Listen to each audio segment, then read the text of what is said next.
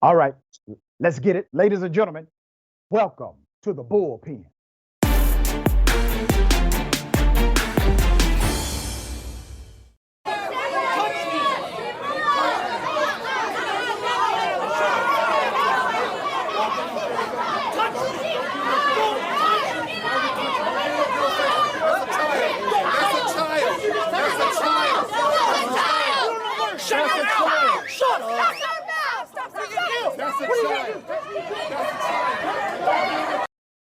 We covered that chaotic scene earlier this week. The man who jumped to action to protect a child who was being aggressively accosted by a grown white male, none other than Pastor and Councilman Brian E.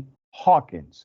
We also covered when the discussion was about critical race theory. And a white female told him basically, go back to where you came from.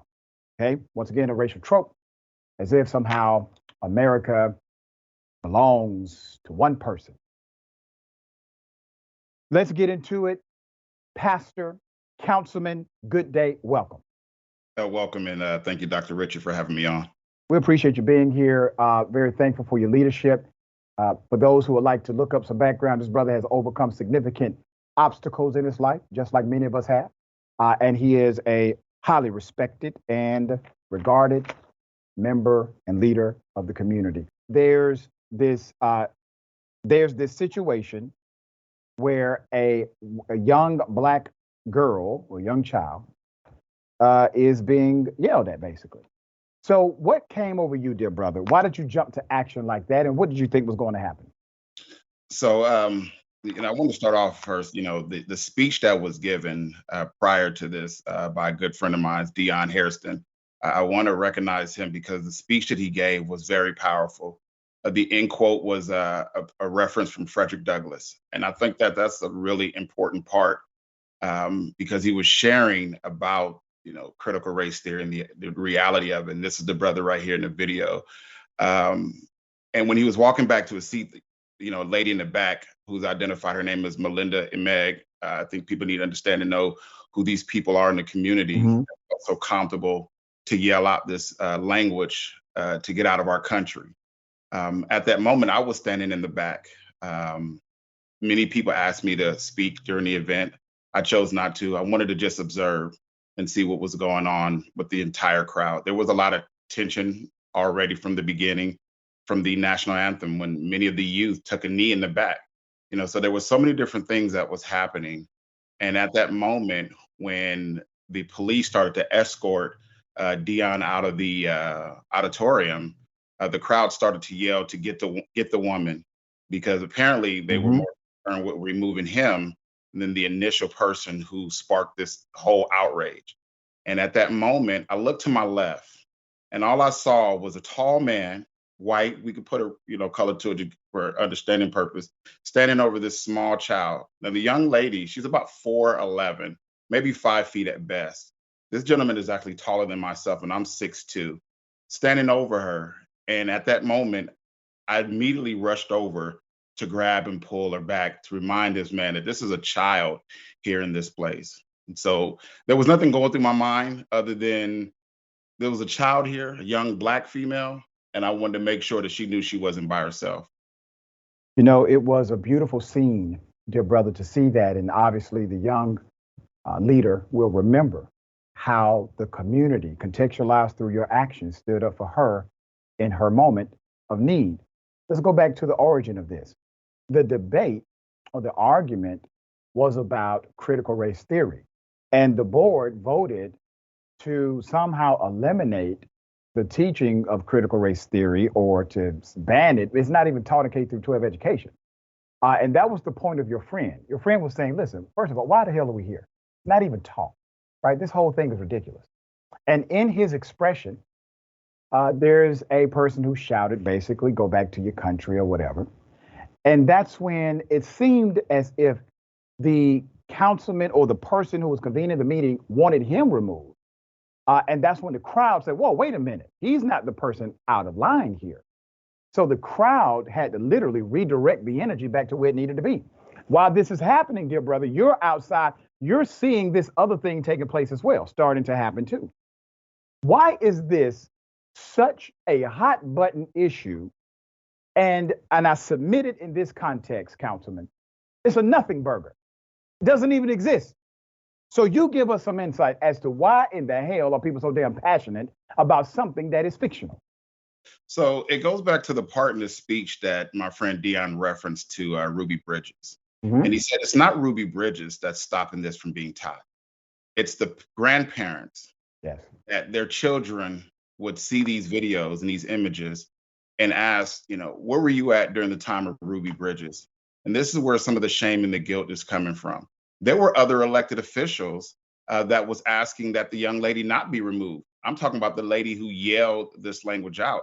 And they need to be, put out there. Jessica Alexander from Temecula City Council, Kenneth Perdue from Marietta Unified School District. This is becoming, it's kind of like they're creating this blueprint to take over the schools and push this narrative. I watched a documentary, Eyes on the Prize, and I heard some of the same language. Don't bring this communism into our school when they were segregating. Well, what were they talking about? They were talking about bringing Black. So this whole language of critical race theory said, hey, don't bring this, language, don't bring these Blacks into our schools. This is what's starting to happen. And it's not everyone in the city of Temecula. This is an organization that is pushing this. The gentleman who was in front of the young lady, I come to understand, and it was interesting because I was watching your earlier interview about the guy who was urinating in the water dispensary at the water district. Well, this guy who's identified as Troy Childs worked for the Metropolitan Water District of the Southern California. He works in the water district. So now I'm really concerned. I've gotten tons of calls from people who work with him that's talked about he's a bigot at work, that he racist at work. So this is not just someone who just decided to have this moment. I'm hearing that this is his character away from this moment. If you go back and watch the beginning of the film, he literally jumps up and start yelling at the children before he goes back there. And so, people say, hey, why are you putting this guy out there? The young lady stepped in front of him. She was protecting her friend. He was yelling at her friend. She's more the hero in this story than any. I'll just happen to be there. The young lady who stood in front of this gentleman is the real hero. Dion Hairston, who made that speech, those are the real heroes. The parents who are fighting. There's a young lady named Genesis. She's been attacked so much because she's been standing up against critical race theory. These are kids who are in school. These aren't adults. These are children taking on real issues that I want to make sure, as we say in Breonna Taylor, to say their name. That's right. The people of San Jacinto are lucky to have you as a representative for them. What I would like to ask you now is this, because you hit nail on the head. It's a blueprint, dear brother. It is a blueprint. And that blueprint is to tell the future problem solvers of America that there is no problem to solve. And that is why they are attempting to eradicate fact and truth in educational standards. What do you see is our obligation as members of the community, leaders, forward-thinking individuals? We see what's happening. What should we do? This is a time to really get involved. Sitting back, being silent, being quiet, those days is over. We've watched the documentaries. We saw Bloody Sunday. We saw Edmund Pettus. Yep. This is our 65. This is, what we always constantly say. If we're not learning from history, we're doomed to repeating it. We know that history has been inaccurate the way we've been taught. And so now what these children are asking for is teach accurate history so we can learn from it. And I'm calling for those, regardless of your race, regardless of your ethnicity, regardless of, your background. This is a moment of action. Run for office, get involved. Don't just sit back. Make sure you allow your voice, as I like to say in Horton Hears a Who, let them know that we are here. And this is a call. This blank piece of paper, this resolution that literally does nothing, has cost the city of Temecula, the school, over $80,000. Wow. $80,000. We're not even, think about that. For a document that can't do anything, to stop a teaching that's not happening. People protesting against a speech of a famous, leader, Frederick Douglass, and to argue that racism doesn't exist while you're hearing a woman yell these language, get out of our country. Like, what country do we have to go through? Where are we supposed to go? That's what that reminds me of, And so, this is really a call of action, and I'm glad that I'm on here to share this message, and hopefully it doesn't die down, because of the 2024 election. This is just a foreshadow of Yep. what's the things to come. That's right.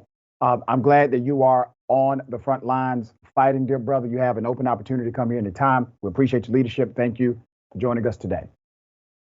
Thank you.